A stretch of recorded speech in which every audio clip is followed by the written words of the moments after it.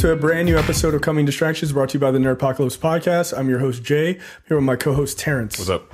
All right, guys, this is a review for Bohemian Rhapsody. Terrence, you have seen this movie. This is obviously the biopic of... Is this more a Freddie Mercury biopic than it is a Queen?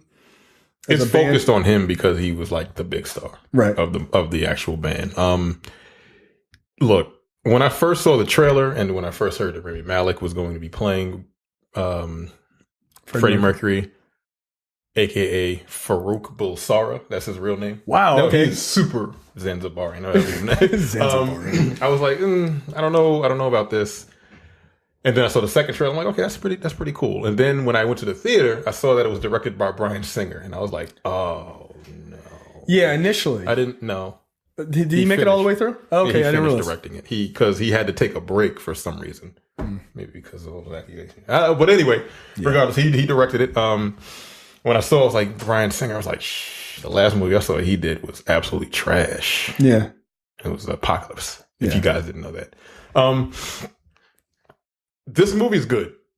Like I really enjoyed it. Rami Malek is from Mr. Robot, if people Mr. Robot. I wouldn't be surprised if he gets put up for an Oscar.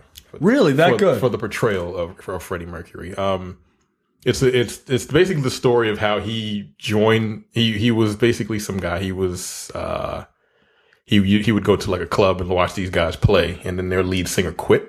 This is basically like the origin of the actual band. Their lead singer quit. He goes up to the guys like, "Hey, I like your music." Da, da, da, da. And like, well, our lead singer quit. He's like, "Well, I can sing for you." And they were like, "Your teeth are terrible." Oh, really? Get out of here. I mean, they were pretty bad. Yeah, they said he's supposed to get them fixed, but he was like, "No, the teeth give me more range."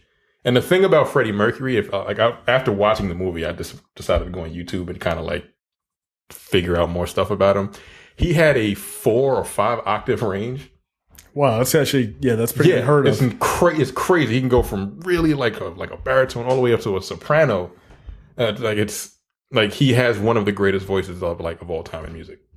It's that good. But back to the movie.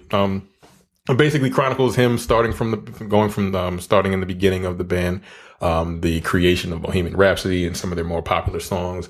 The acting is really good. Again, Rami Malek he crushed it.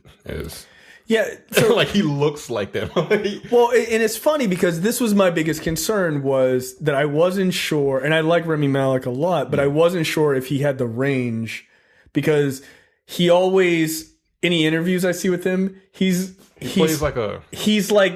kind of is Elliot from Mr. Robot. So I wasn't sure. Like a strange kind of like awkward guy, but no, that was Freddie Mercury.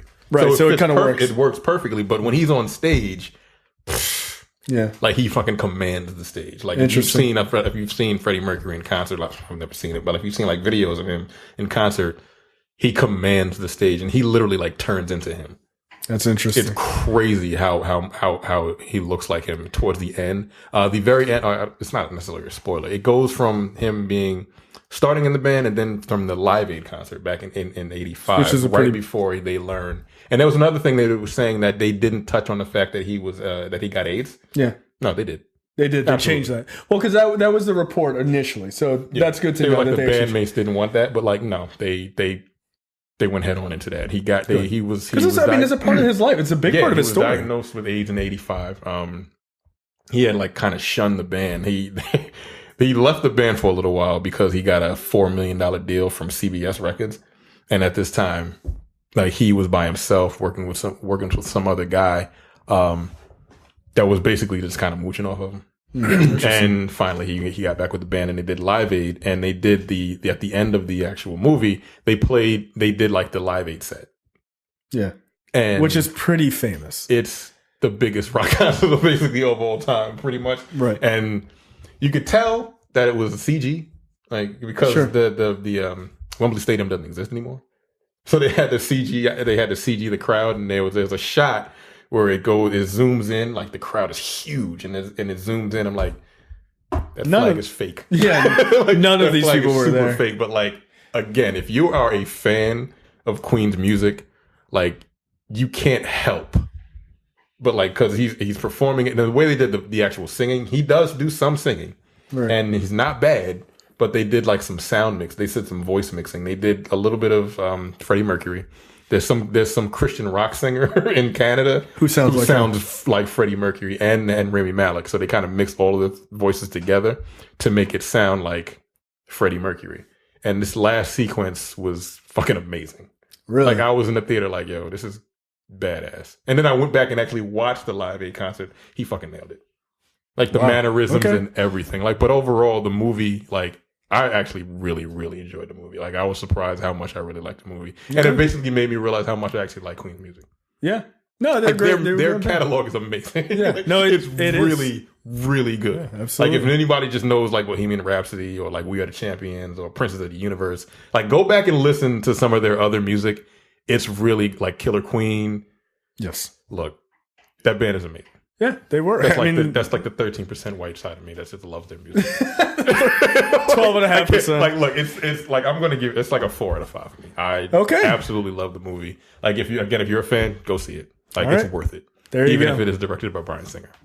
Oh, see, that's a pretty good review, even though it's directed by Bryan Singer. It's great. Like, I really loved it. Okay, there you go. So 4 out of 5 for Bohemian Rhapsody, starring Rami Malek, and we will see you guys next time. Take it easy.